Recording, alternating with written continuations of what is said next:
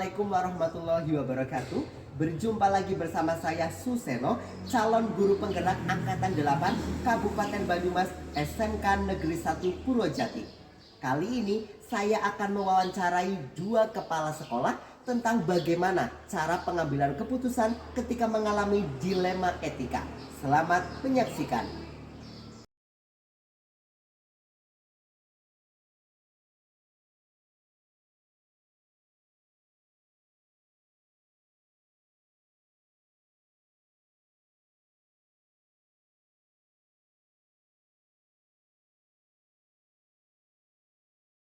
Loh, di tengah kesibukannya Bu Risma sebagai kepala MI mau meluangkan waktu untuk berbagi cerita bersama saya. Ya, mungkin Bu Risma, saya ingin tanya ini, sebagai seorang pemimpin sebuah sekolah ataupun sebuah madrasah, pasti Bu Risma pernah dihadapkan pada dua situasi yang sama-sama benar, yang sama-sama memiliki nilai-nilai kebajikan. Pernah? Masalah tentunya ada. Selalu ada dan ada. Dan sepertinya yang ditanyakan sama Pak Seno itu kebetulan baru tahun kemarin lah saya menghadapi masalah seperti itu. Ada di sini ada. Boleh diceritakan kepada saya, Bu, barangkali saya bisa belajar dari pengalamannya Bu Risma. Itu kasusnya seperti apa, Bu? Begini Pak Seno, jadi di tahun ajaran kemarin lah itu formasi kami ada 8 guru. Nah, 2 diantaranya itu ada yang mau beberapa tahun yang lalu lama ya. Itu minta izin kepada saya. Waktu itu, Bu, saya mau daftar P3. Nah, padahal ketika dengan konsekuensi nanti ketika diterima itu harus pergi dari madrasah ini gitu. Itu dilema bagi saya. Itu masalah-masalah yang sangat bagi saya sangat waktu itu bikin saya pusing. Berarti itu menjadi kebimbangan tersendiri bagi Bu Risma, mau mengizinkan nanti kalau diterima sekolah ini akan kehilangan guru. Ya, betul. Kalau tidak diizinkan kayak ada nurani yang bertentangan. Benar ya, kayak kasihan terus itu hak mereka untuk mendaftar, masa saya menghalangi seperti itu. Saya paham dengan keadaan itu. Terus Bu Risma, identifikasi kasus yang Bu Risma alami ini masuknya dalam dilema etika atau hubungan moral yang berarti? Kalau menurut saya kasus yang seperti itu kan ya mereka mau daftar ya menurut saya benar. Iya. Juga itu ya benar lawan benar lah istilahnya. Jadi menurut saya ya itu adalah termasuk dilema etika dalam kasus yang saya hadapi kemarin. Dalam menghadapi kasus dilema etika itu, bagaimana Ibu sebagai seorang kepala madrasah itu menjalankan pengambilan keputusan Ibu? Untuk mengambil keputusan tentu saja ya dengan musyawarah, karena selama ini dengan cara itulah segala sesuatu masalah yang ada itu bisa selesai dengan baik. Seperti itu. Ya, berarti dengan musyawarah. Lalu langkah-langkahnya bagaimana langkah-langkahnya? Pada saat itu dengar-dengar mau daftar gitu ya. Nah, terus mereka pamit ke saya. Lah, saya kan tidak bisa memutuskan sendiri. Lalu saya rapatkan dengan Dewan Guru waktu itu. Terus tidak sampai segitu, saya juga lapor ke pengurus juga, komite juga pada waktu itu tentang kasus yang saya hadapi waktu itu, yaitu dengan pendaftaran mereka itu waktu itulah pokoknya saya musyawarah. Jadi pertamanya dengan guru-guru yang ada di madrasah ini, terus selanjutnya saya konsultasikan dengan komite yang ada di madrasah dan pengurus yang ada di madrasah. Jadi melakukan musyawarah dengan teman-teman yang ada di MI, bisa jadi mengatakan sejawat, lalu nanti ada pengurus dan komite. Nah, terus hal yang dianggap efektif ketika Bu Risma akan menghadapi pengambilan keputusan itu, hal yang efektif itu bagaimana, Bu? Pada saat itu ketika baru dengar saya terus terang bingung mau apa gitu. Akhirnya kan diambil keputusan, Iya. sudah terjawab semuanya. Nah, dari kasus itu bisa saya simpulkan bahwa komunikasi itu memang sangat dibutuhkan waktu itu. Coba kalau saya tanpa komunikasi dengan guru, tiba-tiba saya mengizinkan, malah saya yang salah sendiri gitu, saya merasa salah. Oh, tiba-tiba tanpa pengetahuan pengurus, tanpa komite, saya mengizinkan. Nah, akhirnya menurut saya ya memang komunikasilah yang sangat penting, sangat dibutuhkan pada waktu itu untuk mengambil keputusan. Iya betul. Jadi saya bisa mengambil bisa mengambil pelajaran Bapak, musyawarah komunikasi itu sangat penting. Betul sekali. Ya, dan itu sudah terbukti, sudah saya lakukan, dan itu sangat menunjang semuanya.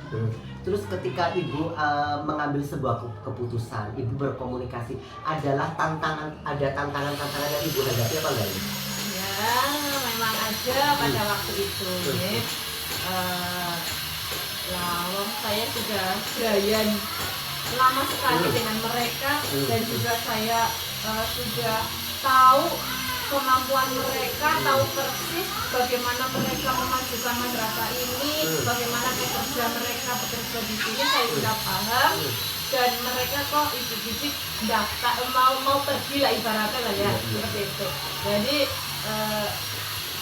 pada waktu itu saya berpikir ternyata tantangannya itu saya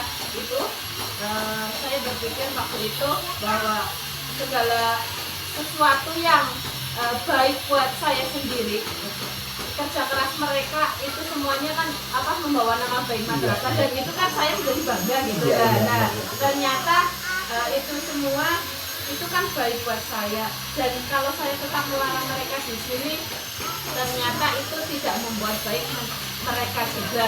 Akhirnya saya waktu itu berpikir bahwa apa yang baik buat saya ternyata belum tentu juga baik buat mereka. Kalau saya tetap melarang mereka di sini, seperti itu maksud saya. Ya, berarti mungkin saya bisa menarik benang merah di sini bahwa perlu adanya sebuah ketegasan dalam mengambil keputusan, kalaupun itu bertentangan dengan nurani kita. Iya, betul. Iya, dalam mengambil sebuah keputusan itu, adakah jadwal-jadwal tertentu atau Bu Lismas itu perlu menepi dalam sebuah tempat untuk mengambil keputusan, atau malah justru spontanitas itu bagaimana? Ya, kalau itu ya, kalau jadwal sih enggak ada, kondisional aja. Kalau memang ada masalah waktu itu ya kita rembuk bareng-bareng, komunikasikan dengan teman sejawat tadi. Terus kalau belum selesai ya kita lari ke pengurus. Adakah di sini seseorang, faktor atau apapun itu yang membantu Bu Lisma untuk mempermudah dalam mengambil sebuah keputusan, apalagi ketika keputusan itu sama-sama memiliki nilai kebenaran? Iya, kalau itu tentu saja saya di sini ya adalah teman guru yang saya anggap biarpun maksudnya usianya lebih muda dengan saya, tapi bisa komunikasi, bisa sharing, dan kadang ide-idenya itu bisa membantu saya untuk mengambil keputusan. Itu ada teman guru saya di sini, dia yang selalu saya dalam mengambil keputusan, ini sih baik apa enggak ya, saya komunikasi dengan dia. Saya bisa paham dengan keadaan Ibu. Terus dari kejadian ini yang P3K ini, kasus P3K ini, adakah pelajaran yang bisa Ibu petik dari kasus ini apa enggak Ibu? Pelajaran yang didapat dari hal kemarin ya, kasus kemarin, ya tadi sudah saya sampaikan tadi di awal ya, bahwa ternyata apa yang baik menurut saya, bagi saya itu belum tentu itu baik untuk orang lain. Ternyata ketika saya sudah mendapat kasus seperti itu, dan juga komunikasi yang baik itu perlu dibangun, dan itu sangat diperlukan dalam sebuah hubungan. Jadi Jadi mungkin yang bisa saya tarik di kesimpulan dari kasusnya ibu itu ada musyawarah, komunikasi itu sangat penting dalam membangun sebuah hubungan. Terus ternyata yang baik bagi Bu Risma itu belum tentu baik bagi rekannya. Iya, gitu. betul sekali. Itu maksud saya. Mungkin seperti itu saja saya bisa cukup menarik kesimpulan dari apa yang disampaikan. Ini terima kasih loh Bu Risma sudah mau berbagi cerita dengan saya. Mungkin suatu saat bisa disambung lagi silaturahminya. Siap. Terima kasih Bu Risma. Oke. Ya, terima kasih. Oke.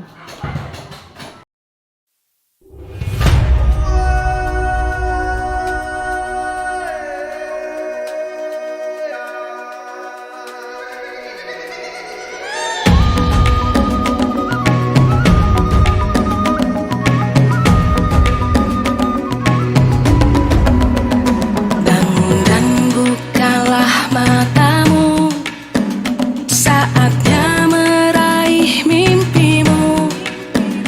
Arahkan pandangan ke depan, Tuhan kan menuntunmu.